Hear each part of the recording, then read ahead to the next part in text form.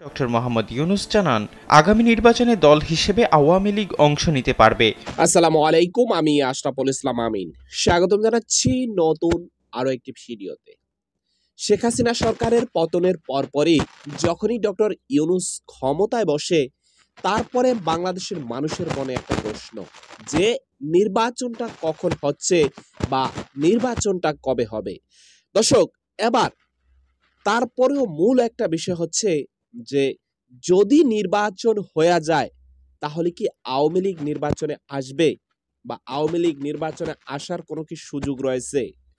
দর্শক, এবার এই বিষয়টা সরাসরি একেবারে খোলামেলাভাবে বলেছে, মানে আলোচনা করেছে আমাদের বর্তমান সরকারের প্রধান উপদেষ্টা ডক্টর মোহাম্মদ ইউনুস সাহেব। দর্শক, আমরা যদি তার থেকে ভিডিওর সামান্য কিছু অংশ দেখি তাহলে বিষয়টি আরো সুন্দর করে বুঝতে পারবেন। ধরতে পারেন অনেকটা বিএনপির উপরে কিন্তু এই চাপটা ফালায় রাখছে যে নির্বাচনে আওয়ামী লীগ আসবে কিনা। আসুন দেখি সেখান থেকে ভিডিওর সামান্য অংশ আগে আপনাদেরকে দেখাই। তো মূল ভিডিওতে যাওয়ার আগে ছোট্ট একটা রিকোয়েস্ট, চ্যানেলে অথবা পেজে নতুন দর্শক হলে আপডেট সংবাদ সবার আগে পেতে সাবস্ক্রাইব এবং ফলো দিয়ে আমাদের সাথে থাকুন। চলুন ভিডিওর সামান্য অংশ দেখি। এমন পরিস্থিতিতে দল হিসেবে আওয়ামী লীগকে নিষিদ্ধ করার দাবি উঠেছে জনতার মধ্যে। এর মধ্যেই আলোচনা উঠেছে পরবর্তী নির্বাচনে দলটির অংশগ্রহণ নিয়ে। বিষয়টি নিয়ে নিজের অবস্থান পরিষ্কার করেছেন অন্তর্বর্তী সরকারের প্রধান ডক্টর ইউনুস। ভারতীয় সংবাদ মাধ্যম দ্য হিন্দুকে দেয়া এক সাক্ষাৎকারে প্রধান উপদেষ্টা ডক্টর মোহাম্মদ ইউনুস জানান, আগামী নির্বাচনে দল হিসেবে আওয়ামী লীগ অংশ নিতে পারবে, তবে রাজনৈতিক দলগুলোর বিষয়ে বর্তমান সরকার কোনো সিদ্ধান্ত নেয়নি বলেও মন্তব্য করেন তিনি। সরকার প্রধান জানান, বিএনপি জানায় সব রাজনৈতিক দল নির্বাচনে অংশগ্রহণ করুক, সরকার দেশের প্রধান একটি দলের মতামতকে অগ্রাহ্য করতে পারে না। এমন মন্তব্যের প্রেক্ষিতে আওয়ামী লীগের নির্বাচনে অংশ নেওয়া নিয়ে ডক্টর ইউনুসের আপত্তির কথা জানতে চাইলে তিনি জানান, তার সরকারের কাজ শুধু রাজনীতিবিদদের ইচ্ছা বাস্তবায়ন করা। এটি মূলত নির্বাচন নিয়ে বিএনপির ইচ্ছার দিকে ইঙ্গিত করেই জানিয়েছেন সরকার প্রধান।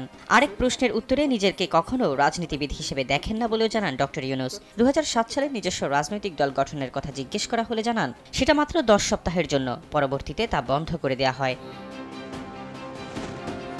এ সময় 5 আগস্টের ঘটনায় বন্ধুপ্রতিম দেশ হিসেবে ভারতের উদযাপন করা উচিত ছিল বলে মন্তব্য করেন ডক্টর ইউনুস। পাশাপাশি ভারতে থেকে শেখ হাসিনার দেশের রাজনৈতিক কর্মীদের সঙ্গে যোগাযোগ নিয়েও আপত্তি তোলেন ডক্টর ইউনুস। তবে হাসিনার ভারতে বসবাস করা নিয়ে কোনো সমস্যা নেই বলেও জানান তিনি। সরকার প্রধান জানান, হাসিনা বাংলাদেশিদেরকে ডোনাল্ড ট্রাম্পকে ঢাল হিসেবে ব্যবহার করে বিক্ষোভ করতে উৎসাহিত করেছেন, যাতে যুক্তরাষ্ট্র বলতে পারে বাংলাদেশ সরকার তাদের বিরুদ্ধে কাজ করছে। এটি আরেকটি দেশের অভ্যন্তরীণ ও বাহ্যিক বিষয়ে হস্তক্ষেপ। সাক্ষাৎকারে বন্দি বিনিময় চুক্তির আওতায় দিল্লি যদি হাসিনাকে ফেরত না দেয় তবে ভারতের সঙ্গে সম্পর্ক ভালো থাকবে না বলেও মন্তব্য করেন প্রধান উপদেষ্টা।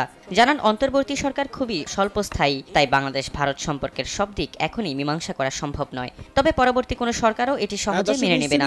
সামান্যতম কিছু অংশ আপনারা দেখলেন। তো দিন শেষে আপনাদের কি মতামত সেটা অবশ্য আপনারা কমেন্টে লিখতে পারেন, বা বর্তমান যে পরিস্থিতি, দেশের যে অবস্থা, হয়তো বা খুব শীঘ্রই নির্বাচনের ব্যবস্থা করা হবে সংস্কার কাজের মানে পরেই আর কি। তো দেখা যাক যে বিষয়টা কোন পর্যন্ত আগায়। তো সম্মানিত পারে, এই হচ্ছে টোটাল বিষয়। তো আজকের ভিডিওটি এখানে শেষ করতে চাই। দেখা হবে নতুন অন্য কোনো ভিডিওতে। সবাই ভালো থাকবেন। আসসালামু আলাইকুম ওয়া রাহমাতুল্লাহি ওয়া বারাকাতুহু।